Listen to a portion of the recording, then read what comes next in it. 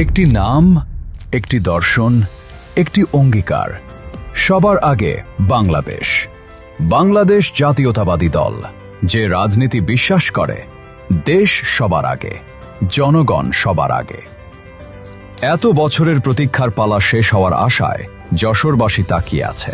কারণ বাংলাদেশ জাতীয়তাবাদী দলের চেয়ারপারসন জনাব তারেক রহমান আসছেন যশোরে ৩১ দফার রূপরেখায় আগামীর বাংলাদেশ করার প্রত্যয়ে, যেখানে তরুণদের হাতেই নেতৃত্ব আর দেশ এগোবে আত্মমর্যাদায়।